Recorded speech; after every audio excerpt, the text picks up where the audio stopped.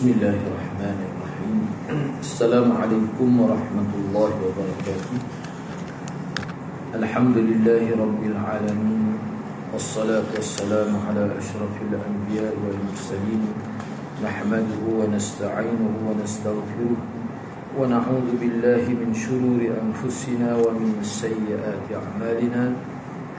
Man yahdihillahu fala mudilla lahu wa man yudlil fala hadiya lahu. Rabbi shrah li sadri wa yassir li amri wahlul 'uqdatam min lisani yafqahu qawli. Amma ba'd. Alhamdulillah, bersyukur pada Allah Subhanahu wa taala kerana dapat bersama pada malam ini. Insya-Allah pada malam ini saya akan sambung perbincangan berkenaan dengan hadis-hadis yang diletakkan oleh Imam Bukhari di bawah husnul khuluq, mana akhlak yang mulia atau akhlak yang baik. Di bawah bab ini Imam Bukhari telah kemukakan 6 hadis. Jadi 5 hadis sebelum ini telah kita bincang, dan insya-Allah pada malam ini kita akan bincang hadis terakhir, hadis yang ke-6. Dan perbincangan secara detail sebenarnya saya letak di bawah hadis yang ke-6 ni. Kalau sebelum ni secara ringkas begitu saja. Baik, hadis yang ke-6 ataupun hadis yang terakhir di bawah bab husnul khuluq. Wa bi qala hadatsana Muhammad bin Katsir qala akhbarana Sufyan an Zubair an Murrah an Abdullah qala inna Allah ta'ala qasama bainakum akhlaqakum kama qasana bainakum arzaqakum wa inna Allah ta'ala yu'til mal man ahabba wa man lam yuhib wa la yu'til iman illa man yuhib. Faman dhanna bil mal an yunfiqah wa khafa al adu an yujahidah wa haba al layl an yukabidah falyukthir min qawli la ilaha illallah wa subhanallah walhamdulillah wallahu akbar. Imam Bukhari dengan sanad telah meriwayatkan hadis ini daripada Abdullah. Kata Abdullah, sesungguhnya Allah Ta'ala telah membahagikan, sesungguhnya Allah Subhanahu wa ta'ala telah membahagikan antara kamu akhlak-akhlak kamu, sebagaimana Dia membahagikan rezeki-rezeki kamu. Sesungguhnya Allah Ta'ala memberikan harta kepada orang yang Dia suka dan orang yang Dia tidak suka. Tapi Dia Subhanahu wa ta'ala hanya akan memberikan iman kepada orang yang Dia suka sahaja. Oleh itu, sesiapa yang takut untuk bersedekah dengan hartanya, takut musuh akan menyerangnya, dan takut pada waktu malam yang akan menyusahkannya, maka hendaklah dia memperbanyakkan zikir dengan bertahlil, dengan bertasbih, dengan bertahmid, dan juga dengan bertakbir. Perbanyak kata ni, khususnya ketika nak tidur ke misalnya. Baik, perbincangan dan pedoman hadis. Sebelum saya pergi kepada perbincangan, secara umumnya kalau kita perhatikan hadis ini, Nabi SAW menyebutkan beberapa perkara. Ini sebagai secara dasar lah. Yang pertama sekali, dalam hadis ini akhlak disebut sebagai rezeki juga. Yang kedua, harta ini, rezeki dalam harta ini Allah berikan kepada sesiapa saja. Tak kira lah orang itu dia suka ke, orang itu dia sayang ke, dia akan bagi. Yang ketiga, dalam hadis ini Nabi sebenarnya, hadis ini kata-kata Abdullah ni sebenarnya dia ambil daripada kata-kata Nabi lah. Cuma dia sebut dalam bahasa dia. Yang ketiganya, ingat kepada Allah, sama ada dengan menyebut, dengan berzikir ataupun sebut nama-nama Allah, dia boleh menyebabkan hati jadi tenang. Kalau timbul perasaan takut, dia boleh hilang. Itu 3 perkara yang disebut dalam hadis ini. Baik. Namun para ulama telah membuat huraian yang agak detail juga sebenarnya. Ini walaupun apa banyak, ini sudah ringkasan ini. Yang pertama, melalui hadis ini Nabi SAW mendidik umat Islam berkaitan dengan pengurusan diri ketika berada dalam situasi getir dan menakutkan, agar ingat pada Allah Subhanahu wa taala dengan melakukan zikir-zikir seperti yang diwahyukan kepadanya. Jadi mana zikir-zikir Nabi sebut? Tu kita utamakan. Dan seperti yang saya sebut dalam maksud umum hadis tadi, bahawa ingat pada Allah ni dia boleh menjadi tenang, hati kita menjadi tenang. Dan zikir ini juga dia berfungsi sebagai doa, walaupun zahir nampak tidak doa. Dia boleh berfungsi seperti doa, menyebabkan kita jadi rasa tenang. Hak kita nak tu Allah berikan, hak kita takut tu Allah jauhkan. Baik, yang kedua, secara umumnya setiap doa, zikir dan wirid yang diajarkan oleh Nabi SAW adalah yang terbaik dan ringan sifatnya. Dan bila kita mengamalkannya, maka kita sebenarnya bukan sekadar berdoa dan berzikir, bahkan kita bertabarruk dengan lafaz-lafaz yang ma'thur daripada Nabi SAW. Dia boleh pahala sebut, terus dia boleh pahala. Sebab apa? Sebab dia sabit daripada Nabi. Itu hak tu tak boleh kita nak kiyah pada orang lain, tak boleh. Walaupun sehebat mana bahasa dia guna, kalau tidak lafaz daripada Nabi, kita tak akan dapat pahala dari segi huruf bertabarruk dengan lafaz itu. Sebab ni lafaz wahyu, wahyu, walaupun bukan Quran pun wahyu. Tidak ada mana-mana lafaz, tidak ada mana-mana lafaz doa, zikir dan selawat yang dapat menandingi apa yang disebutkan dan diajarkan oleh Nabi SAW. Kita pertegaskan hal ini atas prinsip iman kepada Nabi SAW. Yang ketiga, umat Islam wajib sentiasa berhati-hati dan berwaspada, kerana iblis konsisten menggerakkan bala tenteranya untuk mengalihkan pandangan kita agar tidak beramal dengan sunnah Rasulullah SAW.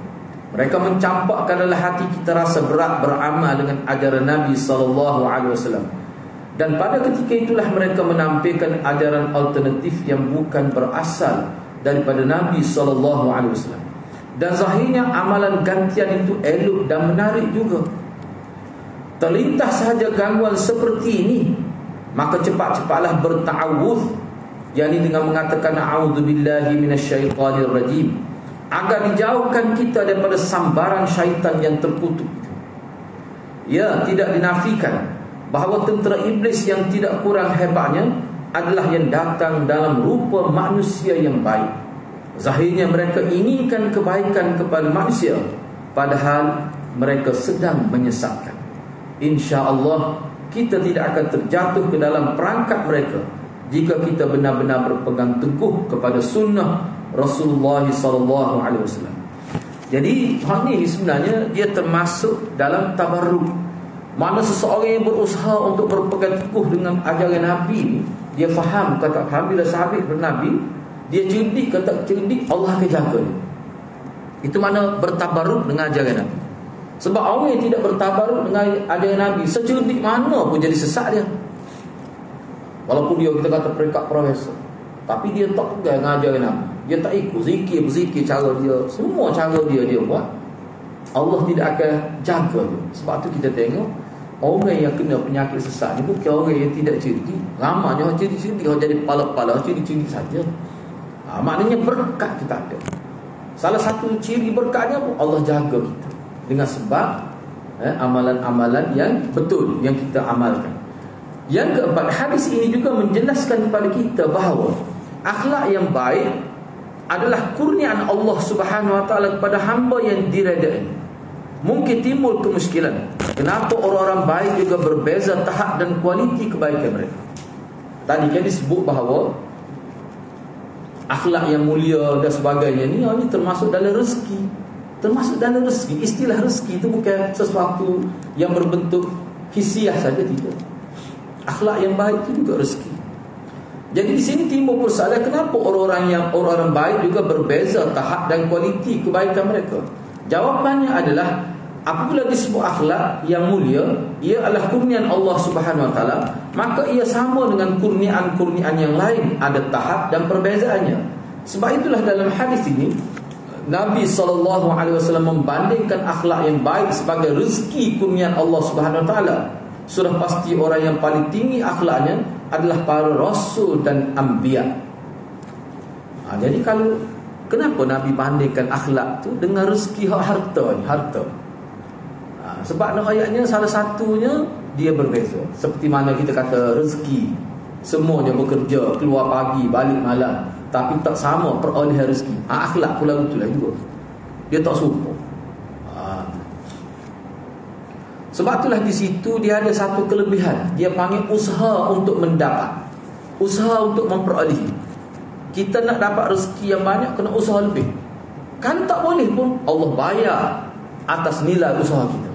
Itu kelebihan agama. Begitulah juga kita berusaha nak membina diri kita supaya kita berakhlak mulia. Kadang-kadang Allah bagi pun tidak banyak. Tapi setengah orang tu akhlak dia tinggi, setengah tu dia tinggi.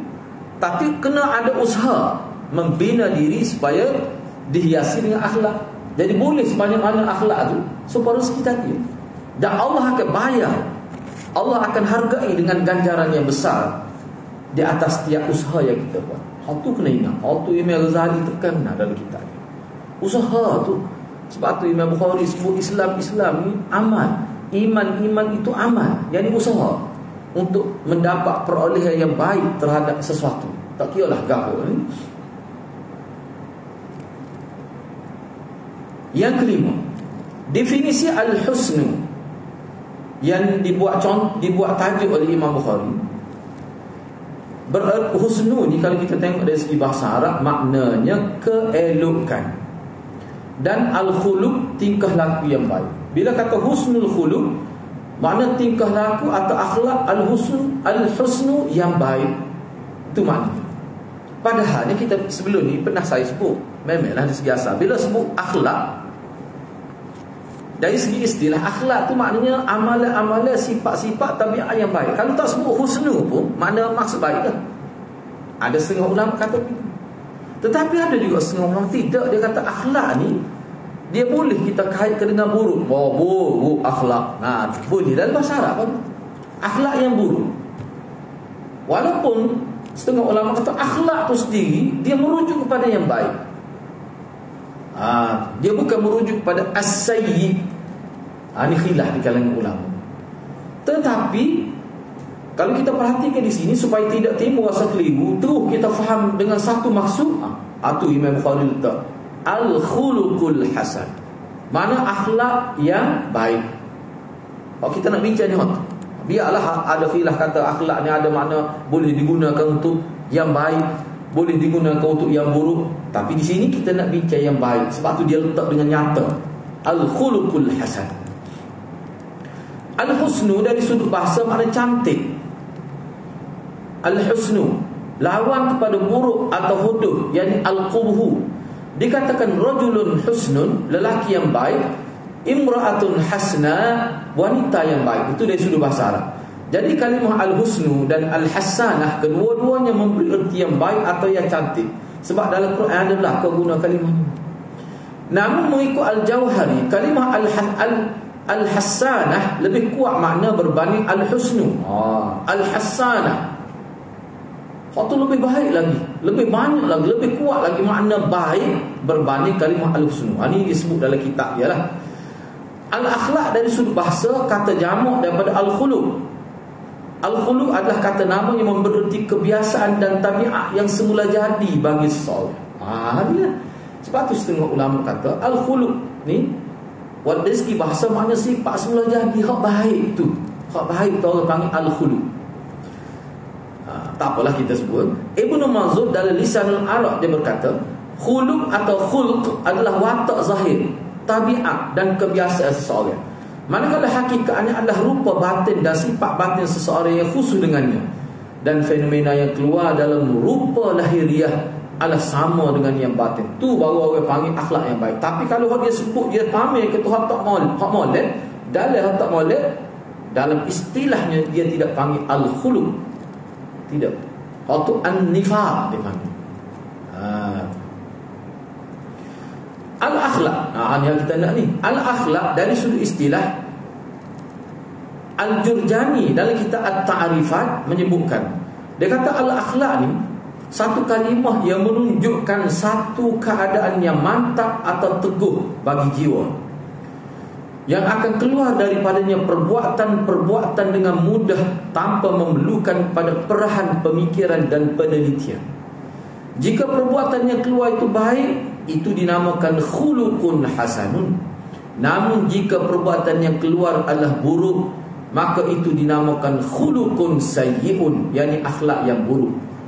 Jadi maknanya kalau mengikut istilah akhlak ni, mengikut Al-Jurjani, dia kata satu tenaga, orang lain dipanggil potensi, satu kuah, satu energi, kita kata dalam diri seseorang, yang mana waktu tu dia ada kekuatan, dia keluar dengan mudah tanpa melalui orang panggil usaha, orang panggil tak payah lah kalau nak buat benda tu.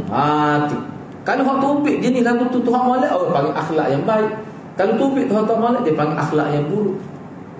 Tapi kalau seseorang tu, maksud kata-kata Jurjani, kalau seseorang tu nak buat benda baik tu, payah tu kan, nak sedekah tu ketat sangat, tapi sedekah juga, hak tu tak sampai peringkat akhlak yang baik. Tapi sudah baik dah, tapi tak sampai tahap yang itu. Sebab apa? Sebab perbuatan itu dibuat hasil daripada susah payah, mudah tak biasa. Jadi maknanya mengikut Jurjani, akhlak yang baik ni sesuatu yang sudah menjadi kebiasaan. Bila buat pun jadi mudah dah. Nak boleh sampai ke peringkat tu, dia mesti melalui usaha dan kepayahan. Itu tak dapat tidak. Ini kata Jurjani. Baik. Pengertian yang dibuat oleh Maskueh dalam Tahzibul Akhlak ada juga persamaan dan perbezaan dengan Jurjani. Jika dilihat sudut perbezaan adalah pada dua bahagian dibuat oleh Maskueh itu terdapat makna akhlak. Maknanya gini lah. Kalau ikut Maskueh ni antara tokoh yang mengatakan akhlak ni digunakan untuk yang baik-baik saja. Yang digunakan untuk yang buruk tu dia tidak panggil akhlak, dia panggil fi'il, perbuatan biasa begitu. Tetapi kalau ikut Jurjani, dah akhlak lah, ke buruk pun akhlak juga, baik pun akhlak juga. Ada sudut tu. Maknanya orang Arab sendiri pun khilaf dalam bab penggunaan kalimah akhlak. Adakah dia bersifat khusus pada yang baik, atau dia boleh guna untuk kedua-dua, yang baik dan yang buruk. Bahagian pertama, ni ada akhlak ni, kita nak cuba buat sedikit koreksi tentang akhlak. Ni nak ayatnya jadi beza tu. Nilai tu kerana ni lah. Bahagian pertama, ada akhlak yang lahir secara tabi'i dari asal perwataan seseorang, tanpa susah payah. Jauh jak kecil lagi kita kata. Tak payah mengaji, tak mengaji pun jauh juga. Buat baik pada bapak tu memang jak kecil lagi. Tak suka cawa kat orang, jak kecil lagi. Memang gitu dah dia tu. Ni dia panggil secara tabi'i, dari asal perwataan seseorang. Sebagai contoh, seseorang yang berubah menjadi marah atau bangkit kemarahannya kerana sesuatu yang kecil dan remeh. Ada setengah orang begitu. Ada setengah orang yang hanya berubah menjadi takut kerana terkesan kepada perkara biasa sahaja. Dan ada pula yang terkejut sehingga menjadi gelabah kerana mendengar sesuatu yang perlahan sahaja. Dan ada yang sudah tertawa terbahak-bahak hanya kerana sesuatu yang biasa yang menyentuh perasaannya.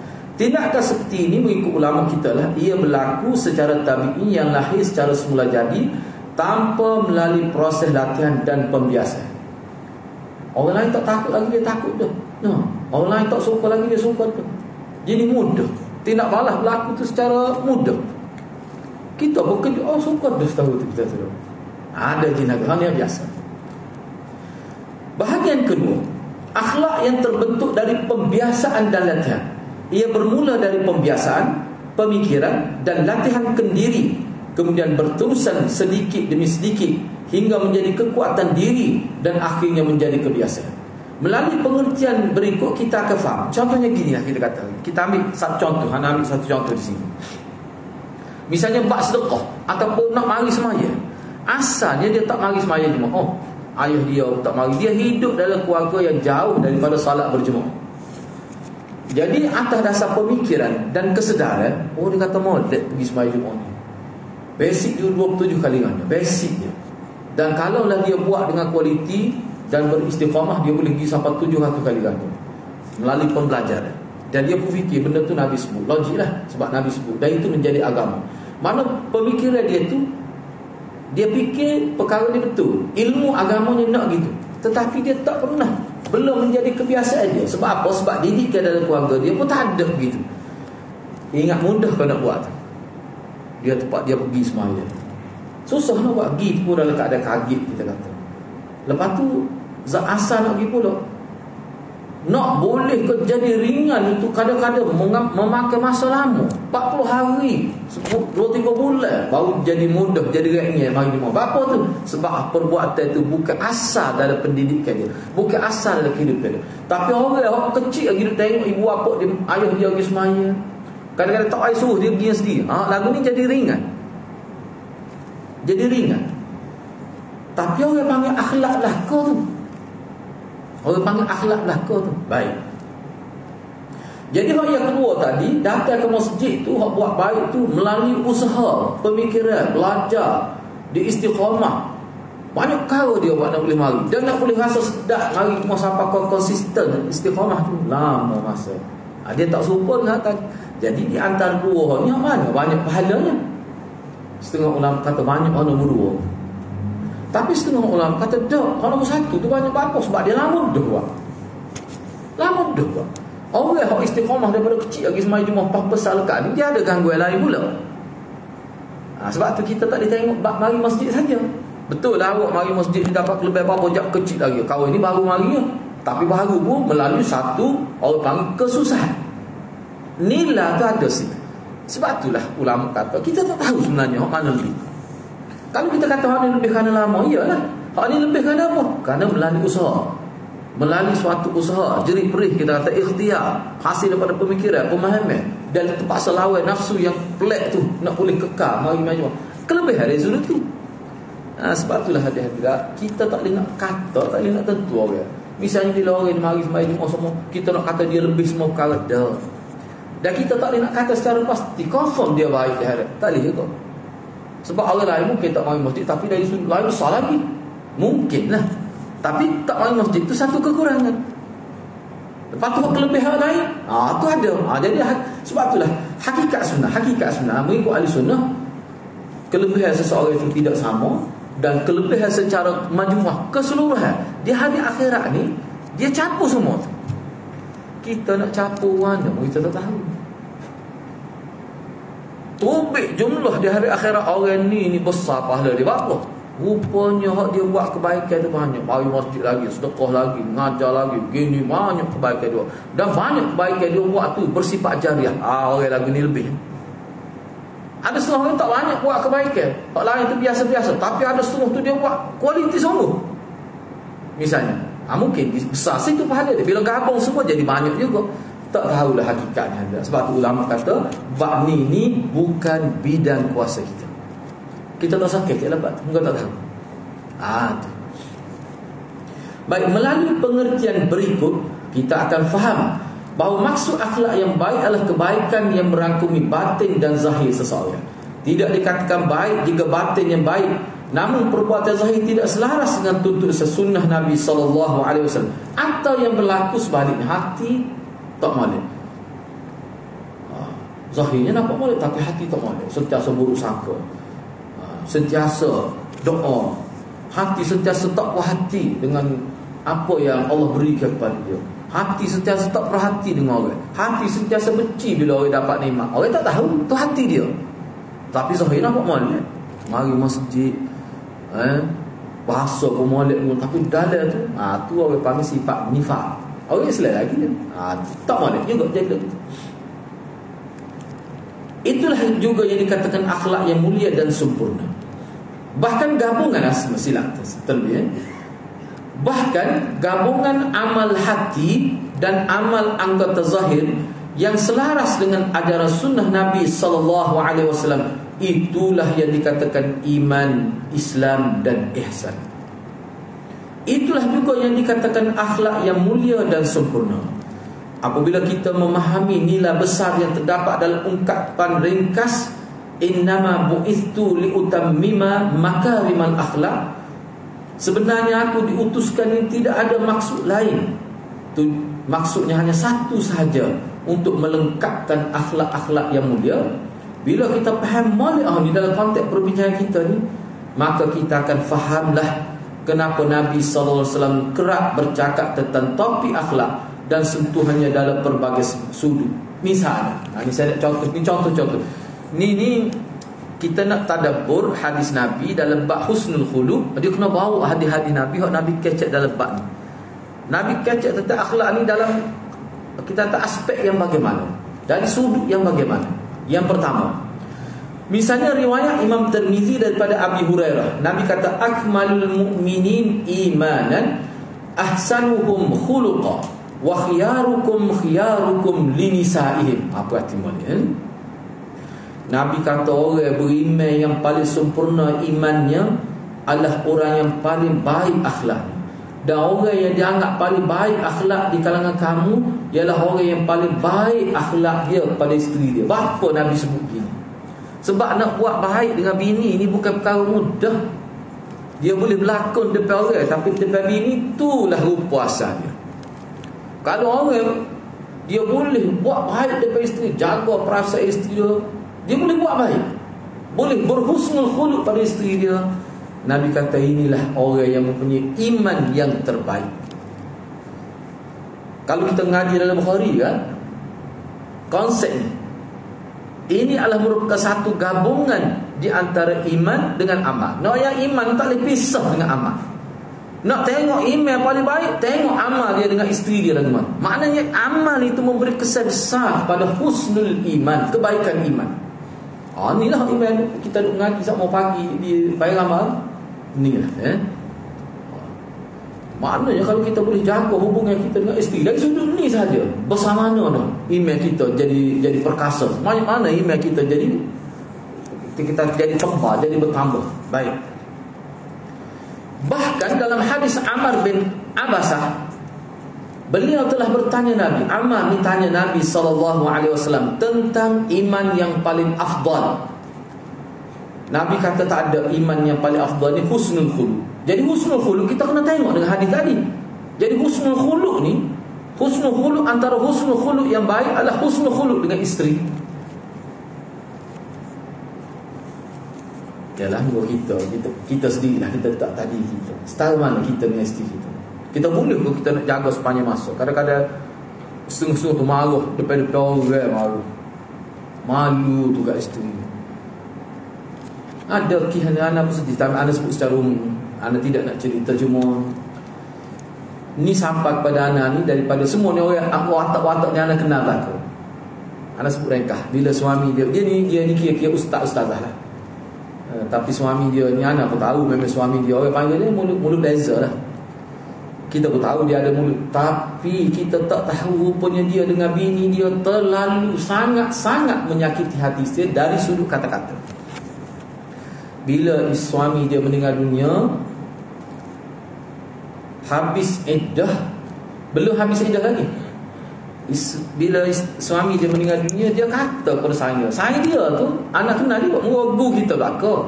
Cuma dia kata alhamdulillah, lega dari rasa bila suami dia meninggal dunia.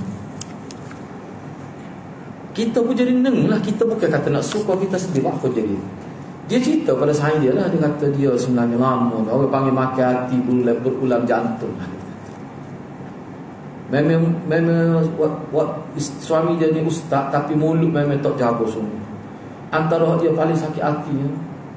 Semua kalau dia nak marah pada isteri dia, macam dia buat ngani nak nikah. Tak nikah pun aku apa, gua kena kimani juga. Nah. Sungguh tu cerita bukan buat tu. Dia kena kimani. Oh ya, tapi isteri sakit hati semua. Jadi menyakiti hati isteri itu sama-sama lah. Cuma isteri dia ni mengana ada amal dia tak silap ni orang tu dia orang ni. Oh, makna dia macam memendai rasa. Bila suami dia meninggal dunia, dia kata lega. Dan habis ada nikah lagi. Tu hadirat saya nak sebutnya. Dan ana tidak sebut di sini. Dan ana syarah lah yang ana sebut, ana baca dah dalam pembacaannya. Malah ulama kita sebut buat baik pada bini ni salah satu aspek besar untuk kita jadi tenang bekerja di luar rumah. Kita tu pergi kerja urusan. Kalau kita beres dengan isteri kita, berlaku hubungan sakinah mawaddah rahmah dengan isteri, insya-Allah kita tenang di luar rumah. Memang betul lah. Sebab ulama sebut banyak. Benar. Ni betul Nabi sebut. Mana orang yang boleh jaga akhlak dengan isteri dia, Allah beri ketenangan yang luar biasa kepada dia. Kena ingat waktu tu. Melalui kenyataan Nabi SAW, kita boleh faham bahawa tahap rendah atau tingginya iman seseorang adalah bergantung pada nilai akhlak mereka. Yang kedua, ini kita nak tengok contoh-contoh hadis bahawa Nabi sebut akhlak dari sudut-sudut tertentu. Tadi akhlak dari sudut ihsan, apa ni kita kata bizauj, buat baik kepada isteri, kepada pasangan. Supaya juga isteri pada suami, supaya. Yang kedua, Imam Tirmizi telah meriwayatkan daripada Abu Hurairah, beliau telah bertanya Rasulullah SAW berkenaan amalan yang paling banyak memasukkan manusia ke dalam syurga. Maka Nabi pun jawab gini. Nabi kata taqwallah wa husnul khuluq, bertakwa kepada Allah dan bina akhlak yang mulia. Sebab akhlak yang mulia ni mesti dibina, mesti dilatih, mesti dididik, mesti dipupuk. Akhlak yang mulia. Lepas tu perbincangan waktu panjang lah. Kalau tengok dalam apa ni, Tarbiyatul Aulad fil Islam kan, nak dapat akhlak yang mulia, kita nak bina akhlak pada anak-anak ni, bermula pada cari pasangan kahwin. Isteri nak cari suami, suami nak cari isteri. Situ lah kena fikir dah. Lepas tu bina rumah. Nabi kata al-jar qabla ad-dar. Nak rengkah kan? 3 patah kata. Nak cari rumah ni kena tengok jiran sekeliling macam mana. Sebab apa? Sebab dia membentuk akhlak anak kita. Baik. Rasulullah ditanya lagi, amalan manakah yang memasukkan manusia ke dalam neraka? Nabi jawab al-famu wal farju. Mulut ni, mulut kata-kata dan juga kemaluan. Orang panggil nafsu syahwat. Kalau boleh jaga tu insya-Allah.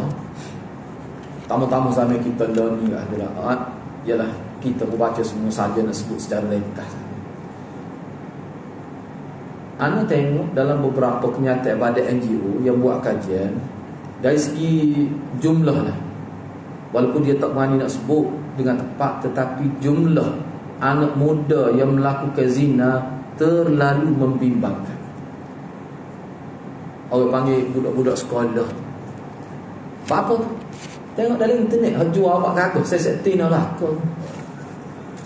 Kita pemalu. No, pokok dia tak apa hilang perasaan malu. Sebab itulah cuba perhati malam. Bacalah Tarbiyatul Aulad fil Islam tu, dalam tu dia sebut. Dia kata kalau wanita-wanita kita sudah hilang sifat malu, fantaziri sa'ah, tunggulah kemusnahan bangsa. Maknanya bangsa sudah menuju ke jurang takhalluf, kemunduran yang dahsyat. Budak-budak sekolah tak malu tu. Allah hadirat. Sahabat saya pun ada kaunselor, dia jadi kaunselor. Kalau dia cerita, saya pun tak gambar nak cerita di masjid, tapi tak teruk. Kalau saya nak sebut sikit, dalam telah main-main dah sentuh kemaluan lelaki perempuan. Tu yang mengikut guru-guru, sehingga guru terpaksa dia panggil berfikir dengan cara yang pelik. Zaman lalu guru terpaksa berfikir macam mana, tak boleh fikir cara biasa. Mana anjakkan pemikiran guru tu perlu berlaku dengan pantas. Kalau tidak, tak ada nak hambak, tak ada nak orang panggil nak mengiringi perkembangan kanak apa ni kat sini sekolah rendah. Sekolah rendah. Saya pun tak cerita lebih-lebih lah. Sekolah rendah ni, sekolah rendah adalah berlaku jadi gini lah. Saya tak cerita lah, tak gamak nak cerita. Tapi dia sebut teruk, dia kata teruk. Dia yang buat, dia ambil kes tu antara pelajar darjah 5 dengan darjah 6. Darjah 6 tu lelaki, darjah 5 tu perempuan. Kalau perempuan aja bukan lelaki. Dia cerita lah, dia cerita saya dia cuba buat gini bila air. Bila guru panggil dia ngaku. Puncanya apa? Telefon, smartphone. Sebab dia boleh akses maklumat kan, telefon lah dengan pornografi dan sebagainya tanpa kawan dia. Tu. Jadi maknanya guru, ibu bapa kena lebih cekat berfikir nak buat macam mana. Tu bahaya. Na'udzubillah min dzalik. Baik. Yang ketiga, Imam Bukhari dan Imam Muslim telah meriwayatkan daripada Aisyah. Kalau kita perhatikan nombor 1, nombor 2 tadi. Kalau nombor 2 tu, apakah amalan yang boleh membawa ke syurga?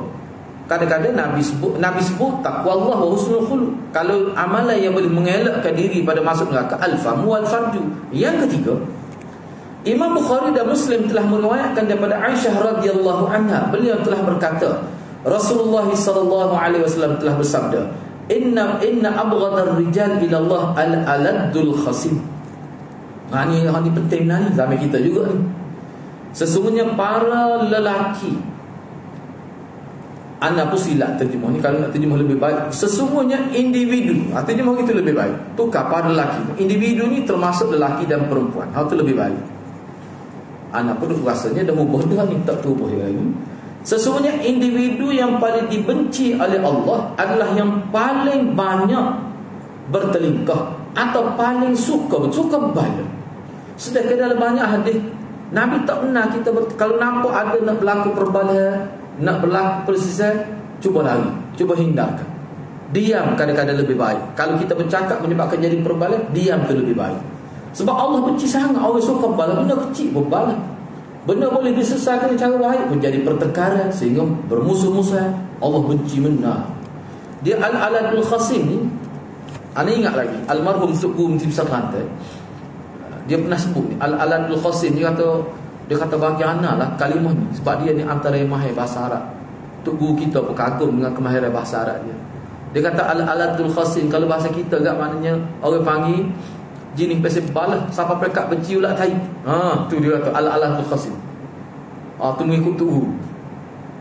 Benci ni akan ada. Tak seraya lah benci. Perasaan benci tak ada. Kadang sebab ni kita benci. Tapi tidaklah siapa perekat aladul khasim. Benci sebab ulat tai. Minta maaf lah bahasa Kelantan. Tu berat benar lah tu. Kalau bahasa Surat ni benci siapa perekat kita tengok dia dapat nikmat tu kita tak suka. Tu payah lah kalau nak orang lagu tu. Ni Allah tak suka. Bahkan benci tu sendiri Allah tak suka dah. Sikit-sikit benci, mudah benci pada orang, tak boleh tak malu. Tu termasuk dalam nilai akhlak dalam agama kita. Ni bab akhlak ni. Bab akhlak ni. Ni hadis ni ulama masuk bab akhlak. Maknanya kalau kita benci pada seorang, jangan sampai mereka aladul khasim. Benci tu tak boleh elak.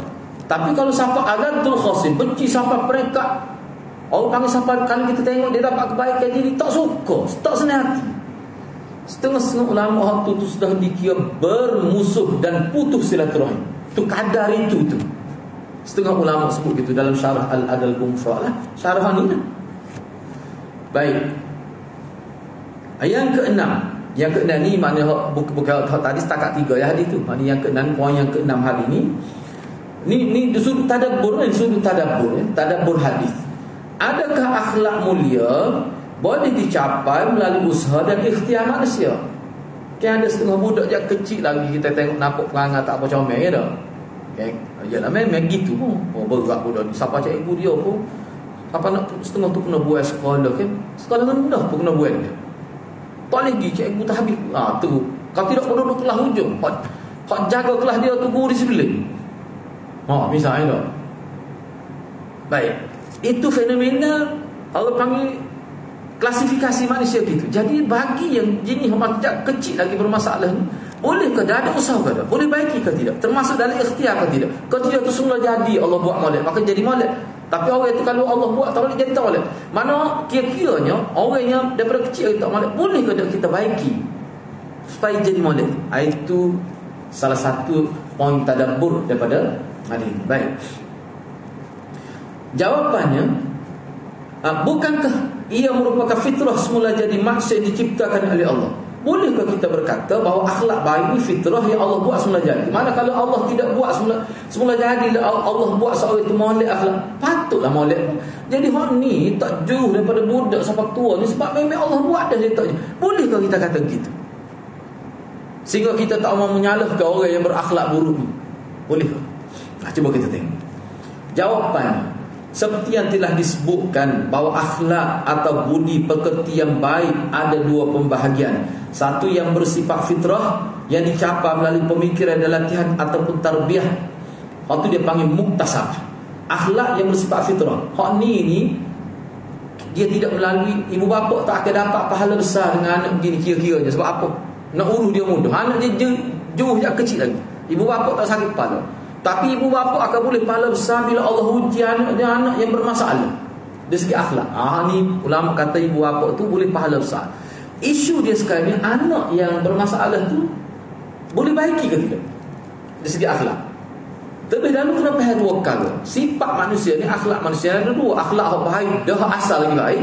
Selagi yang mana dia tidak baik, tetapi melalui usaha ibu bapa, usaha guru, dan lepas tu usaha dia sendiri, maka dia jadi baik, berubah akhlaknya. Baik. Jika diteliti keadaan manusia dari sudut fitrahnya, maka ternyata ia berbeza-beza antara satu sama lain. Contohnya, cerdik tak sama. Cerdik manusia tak sama. Ni cerdik, tapi orang ni cerdik lagi, cerdik belakang tu, tapi tak sama. Bodoh pun gitu. Orang ni kadar kebodohan tinggi, orang ni rendah. Orang ni bodoh, lanjut bodoh. Siapa pergi? Tak boleh wakil tu. Orang Melayu tu dah. Emosi sama juga, tak sama. Kekuatan fizikal tak sama, berbeza-beza. Tinggi, rendah, cantik, hodoh, sihat, sakit dan sebagainya. Semua ni tak sama. Sebab tu manusia ni adalah makhluk nisbiyah. Ulama kata manusia ni makhluk nisbiyah. Nisbiyah ni mana makhluk yang bersifat relatif. Dia tak serupa antara dia dengan orang lain. Baik. Jadi hakikat perbezaan ini berlaku kepada manusia sama ada dari sudut lahiriah dan juga dari sudut batin. Zahir pun berbeza, emosi ni, perasaan pun berbeza. Bahkan sudut perangai dan tabiat mereka juga berbeza. Nah, ni saya dah sebut ni seperti mana ulama sebut, biar kita sedar dulu kita ni bagaimana, baru boleh bincang. Begitu juga tahap kebaikan dan keburukan yang lahir dari diri mereka juga berbeza. Ini semua menunjukkan bahawa asal kejadian manusia tidak sempurna, walaupun telah tersedia ada banyak potensi sama ada yang negatif atau yang positif dalam diri mereka, tapi tak sempurna. Di sinilah terletak peranan dan tujuan Allah Subhanahu Wa Taala utuskan para nabi dan rasul untuk melengkapkan kekurangan yang ada pada diri manusia, khususnya dari sudut akhlak, yang seperti kita maklumi menyentuh setiap aspek kehidupan manusia. Bila kata akhlak, semua sudut kena ada akhlak. Jadi bila sebut Nabi ni mari nak baiki akhlak supaya jadi mulia, maknanya akhlak ni boleh dipupuk, boleh di-upgrade, boleh diberi nilai tambah, boleh dibaiki. Manusia yang tidak berakhlak boleh dibaiki. Kalau tidak, sebab itulah ulama kata, dalam istilah dia panggil memperbaiki akhlak ni termasuk dalam taqah basyariah, kemampuan manusia. Semua ulama timur. Kalau waktu di luar batas ke manusia, nanya lagu-lagu tu. Tak boleh dah kahwin ni jahat, tak boleh dah, tak sebuah, tak jadi apa. Kalau orang buruk akhlak, dia akan mati yang gitu. Tak ada siapa kata gitu. Sebab kita tengok, saya ingat ada satu cerita, siapa dia kena buat daerah kan, tapa polis puluh tahun duduk luar daripada kawasan, tiba-tiba balik jadi pakar jubah orang sebelah, keluar 100 hari. Dan kau bawa tabli, dia ni. Maya tak tinggal. Sebelum tu tak semaya, tua dah tak semaya. Dia kena buat daerah ni tua dah. Gomo dia manja. Anak jumpa, anak sempat dengan dia. Kita duduk kecek dengan dia. Dia kata kita lah. Dia kata budak-budak tak sudah agah lah. Dia kata hidupmu susah kalau membuang hidup dia. Cerita hadiah kena buat daerah susah. Dia kata jauh daripada keluarga, nak klik tak ada. Mana kalau lepas si kawasan ni akan tangkap. Dia kata kena bedah ke belakang pun, sebab sekali nak kecing dia tu, kena sebutir nak kecing, kena 3 butir pada dia. Dia cerita lah. Kita dengar pokok pengalaman dia teruk, tapi boleh berubah dia. Amalnya boleh berubah, termasuk dalam kemampuan manusia, termasuk dalam muktasabah yang boleh diusahakan. Baik. Jadi di sinilah terletak peranan dan tujuan Allah SWT utuskan para nabi dan rasul untuk melengkapkan kekurangan yang ada pada diri manusia, khususnya dari sudut akhlak yang seperti kita sedia maklum, menyentuh setiap aspek kehidupan. Akhlak ni menyentuh setiap aspek kehidupan. Bahkan ada sesetengah perkara akal manusia gagal dan tidak mampu menilai ia sebagai perkara yang salah. Contoh kita kata rasuah. Payah kalau tidak melalui agama kita nak pakai rasuah ni, riban. Kalau kita fikirlah, jika awak pinjam duit saya, pinjam 10 ya, bayar 10 ya, lepas tu gambar dia saya boleh untung. Tu kan kamu saya kata gitu, tidak gitu. Sepatutnya kalau awak punya 10, dalam tempoh awak nak bayar 10, awak kena bayarlah 13 riyal. Baru nasabah, baru ada untung. Kita tak ada untung lah saya. Bagai lagu tu otak Malaysia dia kata molek tu lebih 3 riyal.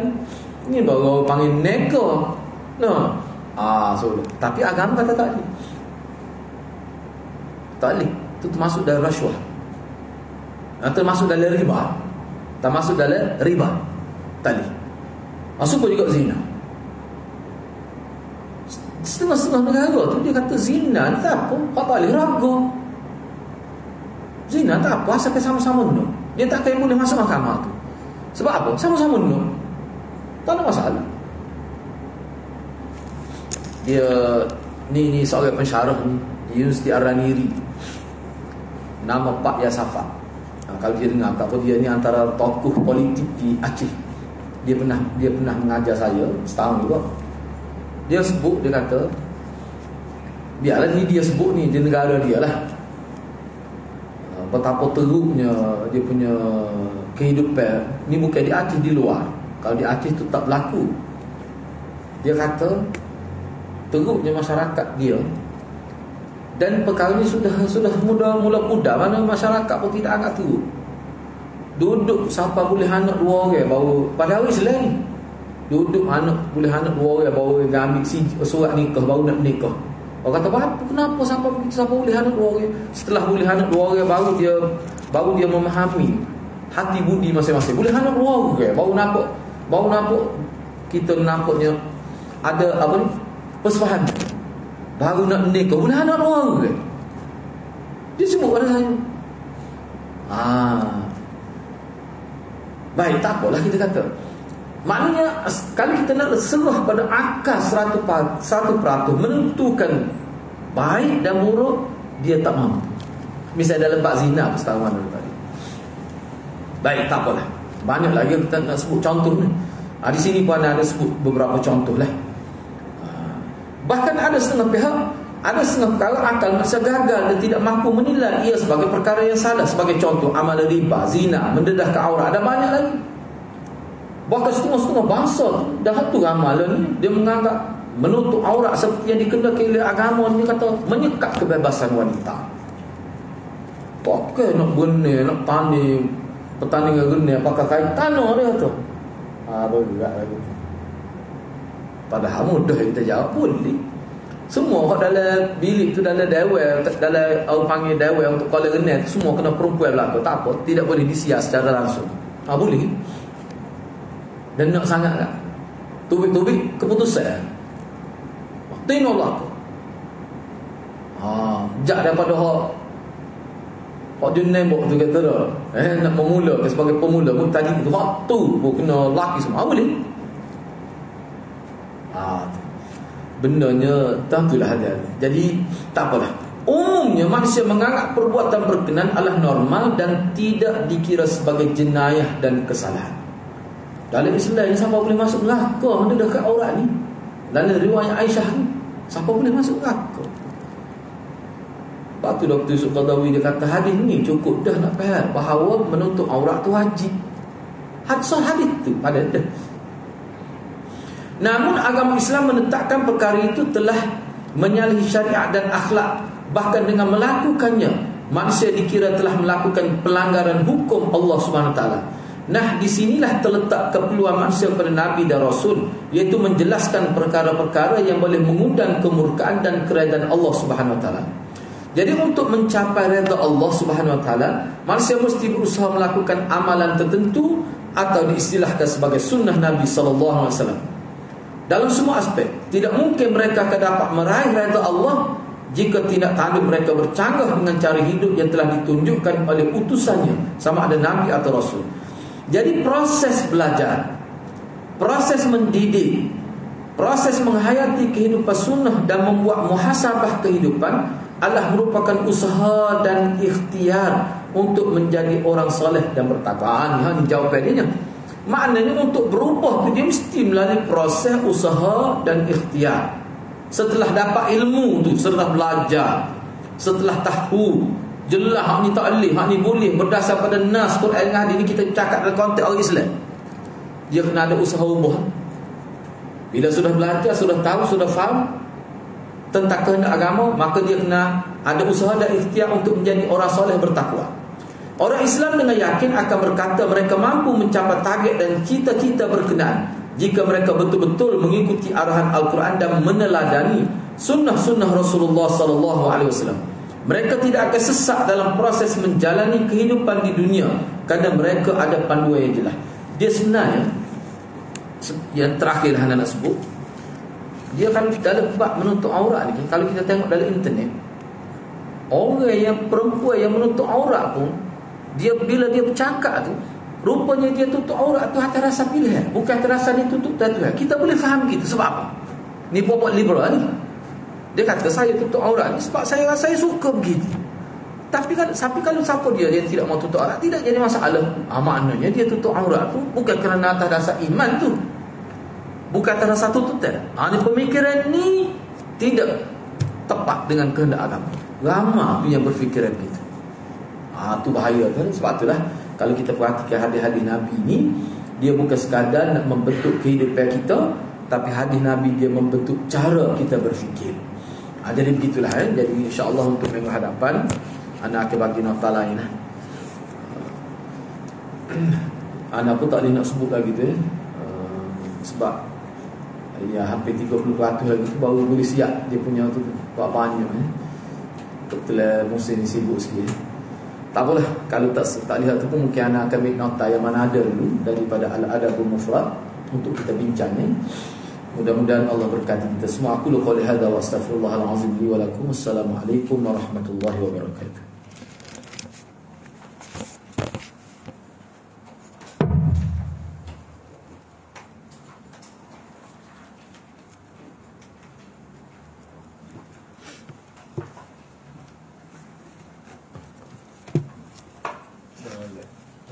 Eh?